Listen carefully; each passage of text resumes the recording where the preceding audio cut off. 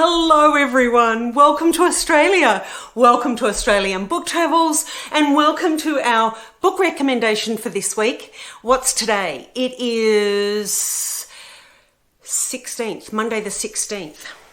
And Merry Christmas everyone. It's really starting to get into Christmas now, so I'm going to wish you a Merry Christmas. Yeah, it's actually... I have a few things to tell you, as I always do. It's always a good catch-up, isn't it? As each week goes by, there's lots of things that happen during the week, especially to me for some reason. I guess because there's so much that I do during the week, something is bound to have happened that is out of the ordinary. But I'm wearing, it's really hot today. It's meant to be nearly 40 degrees, or it is meant to be 40 degrees today and 45 degrees tomorrow. I'm trying to get this filmed for you as quickly as possible. Today is Sunday that I'm actually filming, but so it's Sunday the 15th, but you are seeing this on Monday the 16th because, yeah, it's going to be really hot, and I thought you wouldn't mind if I pre-recorded this. Otherwise, what happens is if I'm busy tomorrow, being Monday, which is today, if I'm busy filming and editing, I really actually should be using that time to watch the animals and make sure that they are hydrated and cool. So Mark is here today because, of course, it's Sunday and he has the weekend off from work. So he's outside at the moment doing a few things so that I can film this for you, and then I will upload it for you for tomorrow, which you're seeing today being Monday. Does that make sense? Yeah, so I hope you don't mind me pre-recording this, but for the sake of the animals and the property, we have to be on guard when there is high temperatures like that, because all of us have been caught a little short. We are in farming area. There is a lot of grass around. It has rained a little bit, enough to then grow the grass more since we last slashed it and we mowed around the house. It has grown again. It looks as though we have never cut it. So we're trying to do that. This afternoon or this evening when it's cooler, I'm going to have to do a lot more mowing, and then tomorrow, which is Monday, your today, I am going to be out there making sure that the hoses are attached to taps, the fire pumps are ready, and all of that sort of thing. So it's caught us a little short because of that rain, and we thought it was going to be cooler. Even though we keep our eye on the temperature every day, Mark checks the weather every day, all through the year, so that we know how much rain is coming, or we think we know how much rain is coming, whether we have to batten down the hatches or whether we have to slash the grass or keep the animals cool. But this has taken us a little bit by surprise, mainly because we had a little bit of sun, a little bit of rain. The grass has grown. On top of that, we have been busy. We have been busy doing other things. We've been trying to paint the house on the outside. I've been filming for you the Christmas food and all of that sort of thing. So yes, I hope you don't mind, but this is pre-recorded. I have my little reindeer ears on for you, or no, antlers, not ears, antlers on for you, to make it a little bit Christmassy. And yeah, we'll do the best we can today so that you still have your book recommendation, because tomorrow definitely I would not be able to film this. It would just be too distracting. I would be worried that I wasn't outside. Mark goes to work tomorrow, and tomorrow he is away from the property, which is your today. And so I need to be vigilant. I need to be out there making sure that, as I say, the animals are hydrated, cool, and that we are not facing a fire risk. So that's that. Now, I hope you all enjoyed the cooking videos that we had. One has uploaded today, which is Sunday. That is the sweets, the lollies. And I had one on Friday for just a few hors d'oeuvres and cocktails. I hope you've all enjoyed them. A number of you have said that you enjoyed it. You thought that they were funny and that it was real. It was a real cooking experience. That is exactly what we want for you. If you are interested, a number of you have said that you are interested in more of the cooking videos. That is wonderful. Thank you for commenting. Thank you for liking and watching.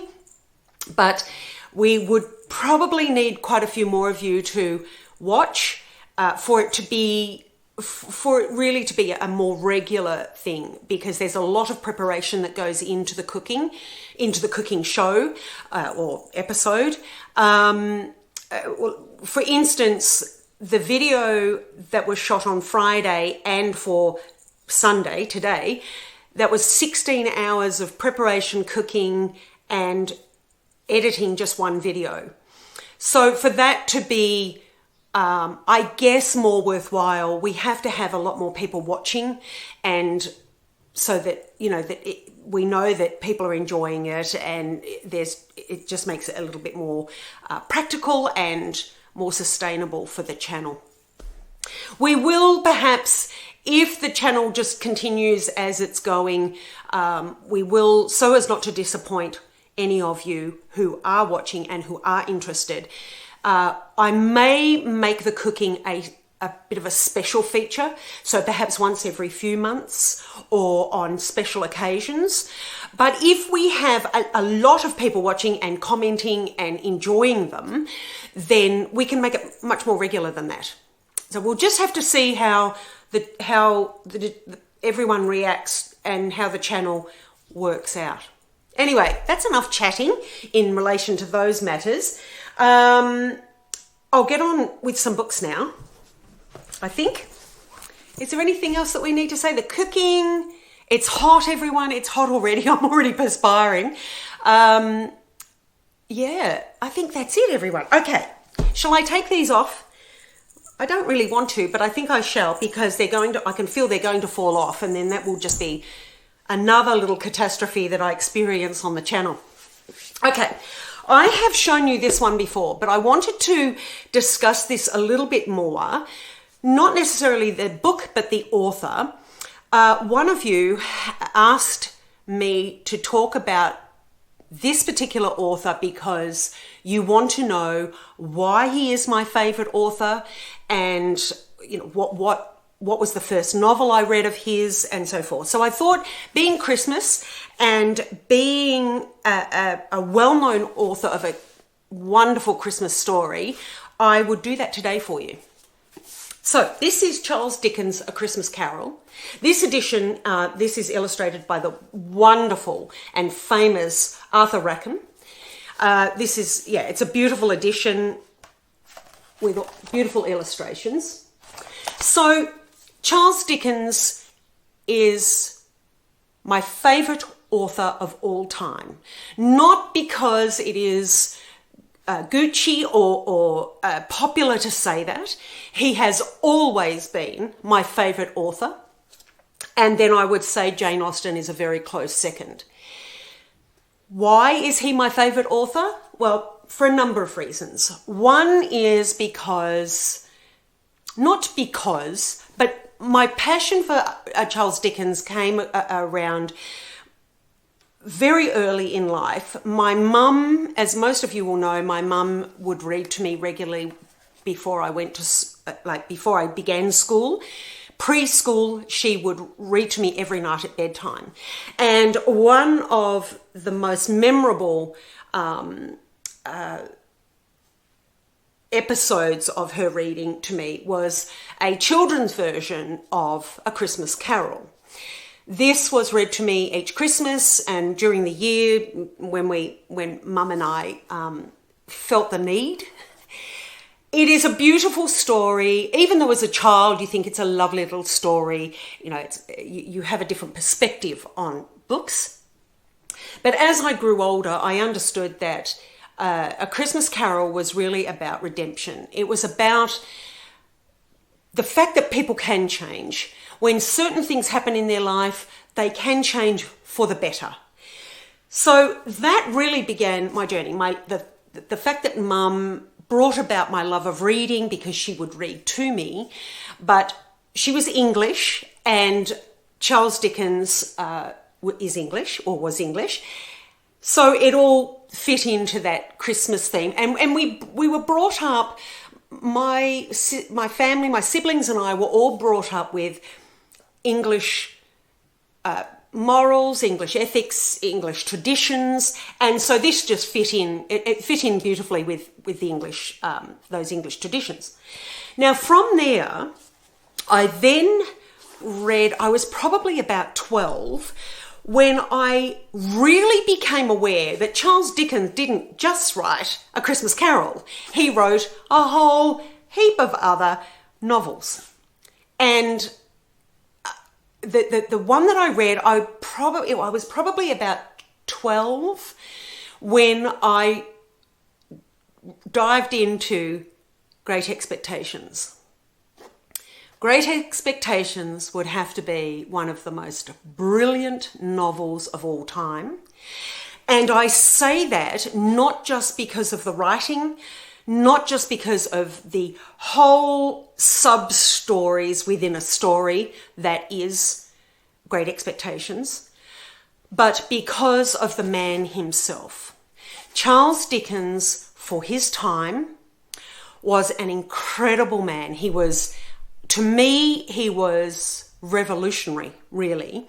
He was in that upper middle class of society in England, but he was absolutely appalled at the way lower socio-economic people were living and how they were treated.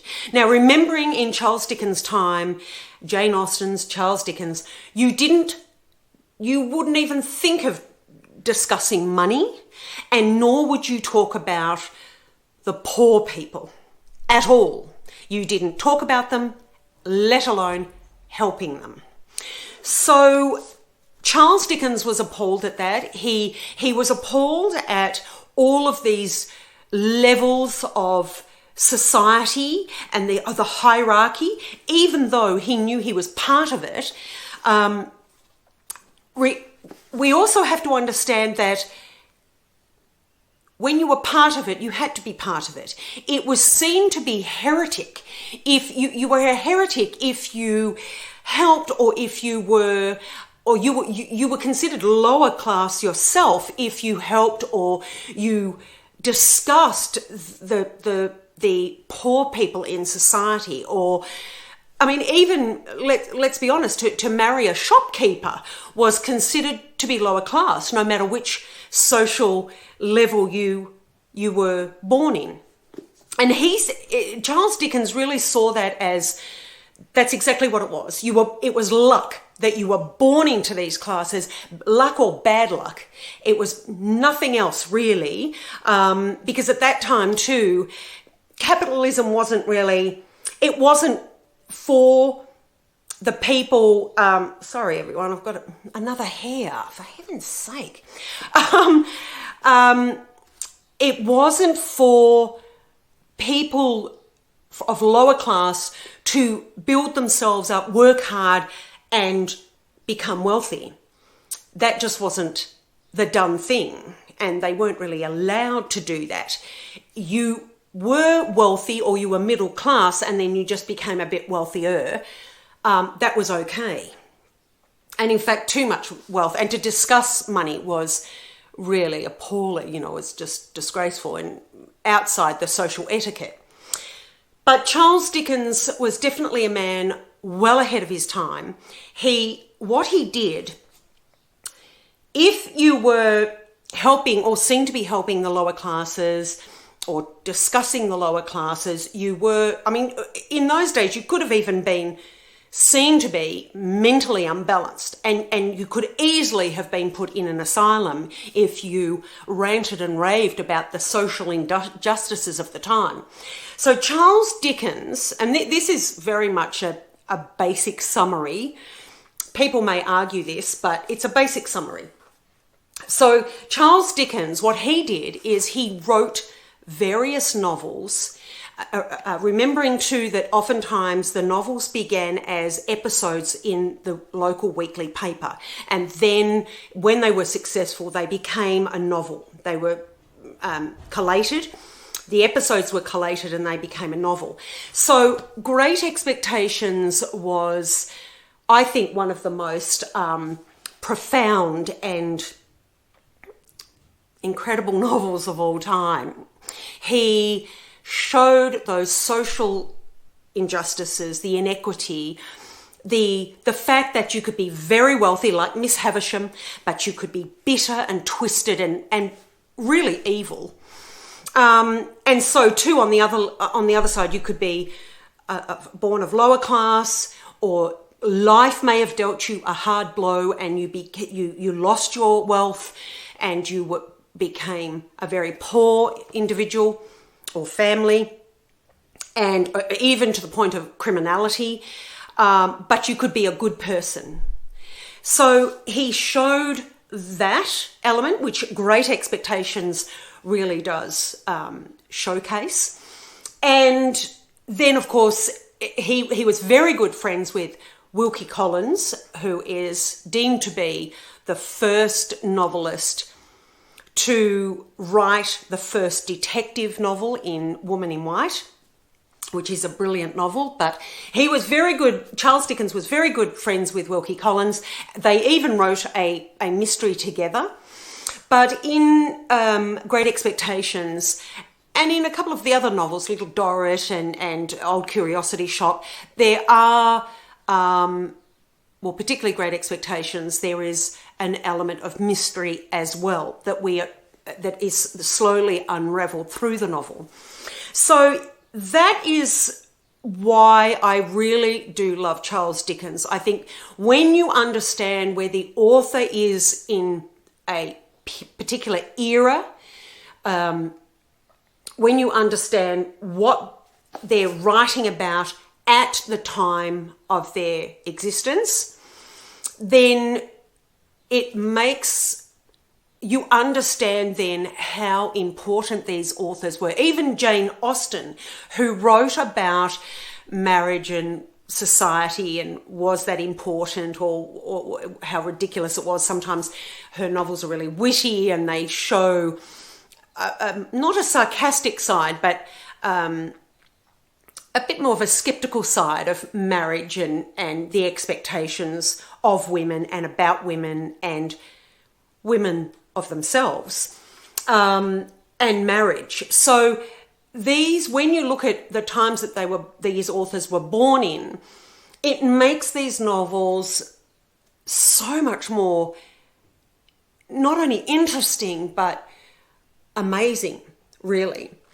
So yes, that is why I love Charles Dickens. I was at the age of 12 or thereabouts, I was absolutely enthralled with who he was, how and why he wrote these novels. And of course, once I read Great Expectations and fell in love, nobody will tell me now that there is any greater novel than Great Expectations. It is the best of all time.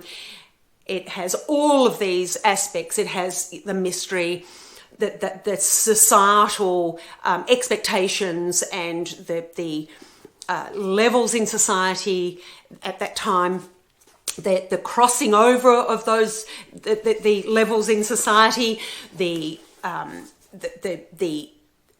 morals and the ethics that he saw as hypocritical. And I mean, it's just amazing. He was a brilliant author. I will always and forever love Great Expectations, and it is burned into my memory. Pip is one of my favourite narrators and protagonists. The whole novel, there is so many sub-stories in Great Expectations that make the one story. I think it's just an absolutely brilliant concept for that time. So then from Great Expectations, I went on to Little Dorrit, Old Curiosity Shop, Pickwick Papers, I love Pickwick Papers, and many, many more. So that is why Charles Dickens is my favourite. He was also there's also a little bit of mystery around him and his life. It is suggested that he had an affair. Well, he did have an affair. His marriage at the time, his long-term marriage broke down, and he had an affair, a long-term affair with another woman. And when he died, it is believed, there are two trains of thought. The woman who was with him, it is believed, was his mistress. But it's also suggested that that wasn't the case. It was actually his daughter.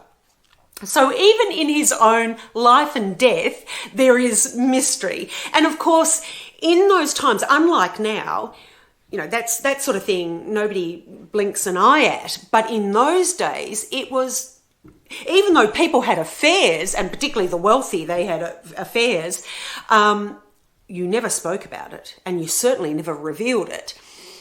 So his whole life and also he did struggle with money.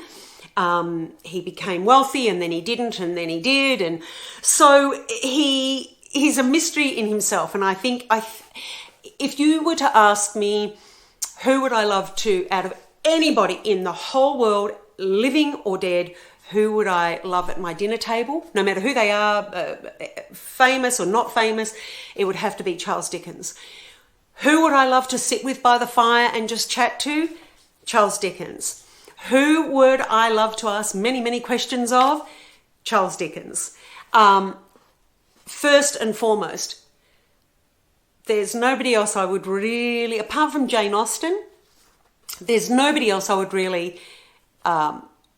I'm really interested in knowing more about, and I would love to hear his voice. I would love to know his thoughts on all sorts of things that are happening now. Oftentimes I wonder, what would Charles Dickens think of what is happening in the world now? And of course, he visited Australia. He liked Australia.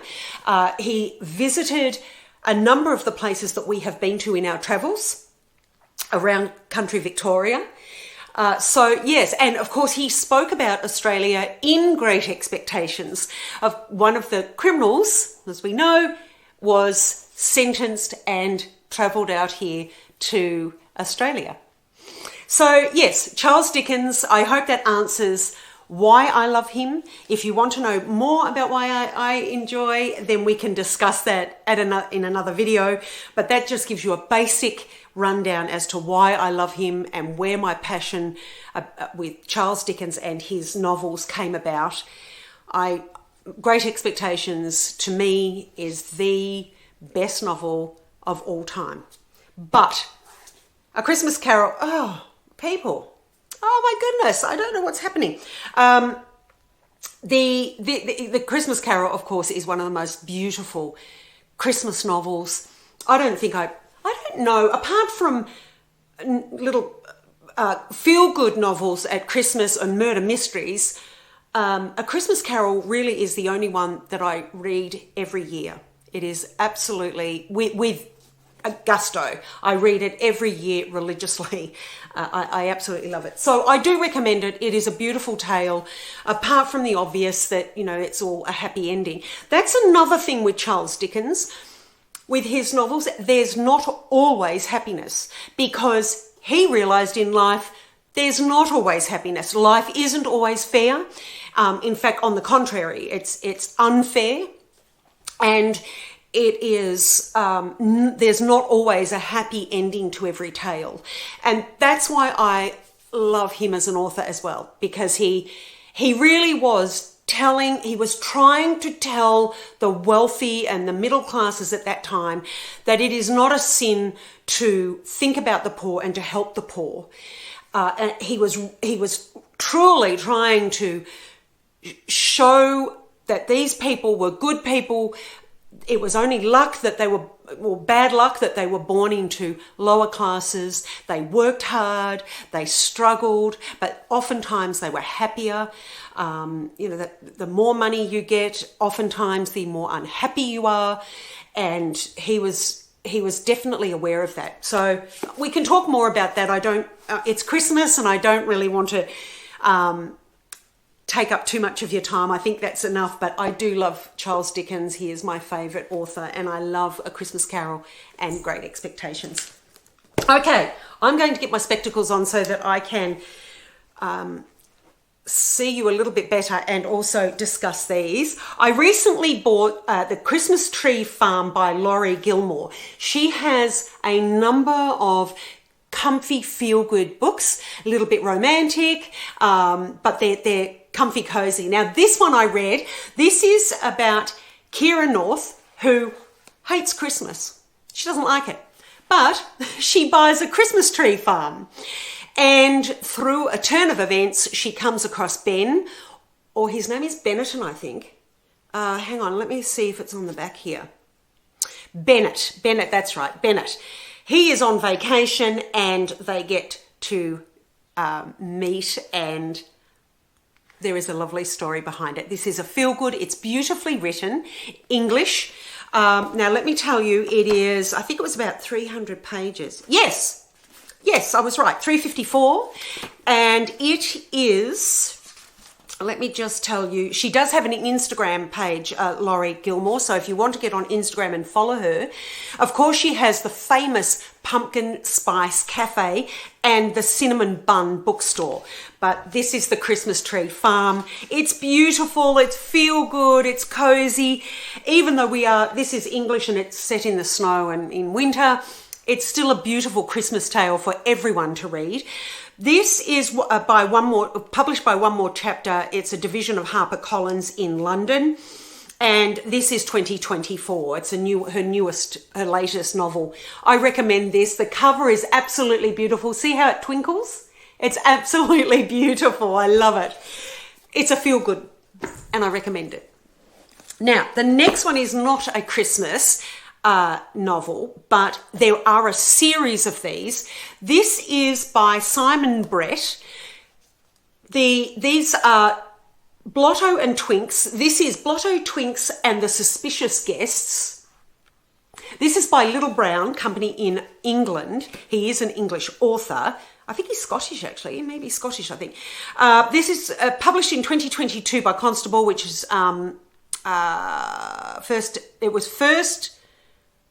first published in 2022. This is the paperback edition in 2022 by Constable. I think this was only a couple of 200 pages, I think. Yeah, it was. Oh no, I'm fibbing. It's 202 pages. Now, there is a series of these. I bought about 3 or 4 of them. They are probably a bit of you have to understand that this is a send-up. This is taking the mickey out of the aristocracy in the 1920s. Now, Blotto and Twinks are brother and sister. They are very hoity-toity, very upper class. Their family have been around for 700 years. They live in a mansion castle in England. And by gum, they have some of the most absurd sayings, but you must remember that this is an absolute send-up of the aristocracy in the 1920s. Now, Blotto and Twinks, Blotto doesn't have much between the ears. As we say here in Australia, he's the few kangaroos loose in the top paddock. He's not the sharpest tool in the shed. He's a bun in the packet with no icing. You understand my drift? Twinks is extremely, extremely intelligent, and together they make an amateur sleuth duo. They come across many deaths, and it is noted in here that all deaths happen in a country estate in winter, by the fire, and there are many bodies in the library. So it's a send-up of the aristocracy. It is a send-up of that comfy, cozy detective novels. So once you understand that, because it can be a little absurd when you first begin reading these, you sort of think, oh, what is this? And then when you get into it, you understand that it's definitely a sender. So be prepared for that. I enjoyed this one. This is sort of the lower classes have bought a castle, or they're not as, the family is not as old as Blotto and Twink's family. They're only 300 years old. They live in a castle or a mansion, a manor, some miles away. And they are, in order to make the mansion and the property much more viable, they have invited the riffraff of society to pay for a weekend away at the manor. And there is a death of one of the aristocrats in the manor. This was funny when you take into account that this is a send-up of both Comfy Cozy Murder Mysteries and the aristocracy. You will enjoy it. Some, as I say, some of the sayings in here absolutely absurd, and if you don't know what they mean, then you soon will. I'm sure all of you will understand the reasoning and the concept behind some of the sayings in here. But yeah, they're really funny. I laugh actually at them. They're really good fun. But just remember, it is a sender. It's comfy cozy mystery, but it's not a comfy cozy mystery in the traditional sense. It is a sender. It's comical. So a little bit, not quite, but a little bit Lord Peter Wimsey cross Tommy and Tuppence, Agatha Christie's Tommy and Tuppence, that type of thing, that cross of those. So for those of you who like any of that sort of genre or within the genre, then you should enjoy Blotto and Twinks. There is a whole series of these. They're really good fun. Now, we have here, many of you will know Anne Perry. This is a Christmas resolution. Anne Perry wrote quite, she's no longer with us, but she wrote quite a few Christmas novels. Actually, let me see here on the back. There's a Christmas Gathering, Christmas Revelation, and a Christmas Return. They are mysteries. There are mysteries, sometimes murder mystery, but they're really comfy, cozy mystery. They're beautifully written. These are written in Victorian times. This is superb. It's a beautiful Christmas novel to read, but there is a concern and a mystery behind this story. I recommend it. I bought this in hardcover. It was available in hardcover, so I was lucky enough to pick that up. But let me just see. It's how many pages is it? It's not even 200 pages. It's around about 190. Oh, hang on, let me see. 194 pages, so it's not even 200 pages. And it is published by Headline, when was this? In 2020, by Headline Publishing Group. And it says here, let me show you. Here we go. These are the Christmas novellas: A Christmas Journey, A Christmas Visitor, A Christmas Guest, A Christmas Secret, A Christmas Beginning, A Christmas Grace, A Christmas Promise, A Christmas Odyssey, A Christmas Homecoming, A Christmas Garland, A Christmas Hope, A New York Christmas, A Christmas Escape, A Christmas Message, A Christmas Return, A Christmas Revelation, A Christmas Gathering, and A Christmas Resolution. She has also the Monk series and the Pitt series, as well as a whole heap of other novels. She was a prolific writer. Absolutely beautiful. I would, actually, she is still with us, I think. Or did she recently pass away? I think she did. I'll cut that perhaps out of this video because I'm not too sure now. I thought she'd recently passed away, but I will check that and I'll put it in the subtitles. Sorry to Anne Perry. I'm fairly sure she passed away, but anyway, I could be wrong. But she does write, as you can tell, a lot of Christmas novellas, and they're beautiful. They're really, there are moral and ethics behind it. there's mystery. They're beautifully written. From the very first page, I was drawn into the story. I wanted to know more. I was intrigued, and I do enjoy. I like the characters. There's one or two characters that you're not meant to like, and you don't like them. But yes, I recommend Anne Perry. She's a beautiful Christmas writer, and a beautiful writer per se. So I recommend Anne Perry. If any of you don't know her, she is a beautiful writer. Blotto, Twinks, and The Suspicious Guest. It's a whole series by Simon Brett. Remember, it's a send-up of The Aristocracy and of Murder Mysteries. So if you enjoy that sort of dig at The Aristocracy and at Murder Mysteries, then you'll enjoy it. And they do have a lot of sayings that are very English and very aristocratic of the 1920s that, well, for instance, I'll give you a page here. There is, let me see.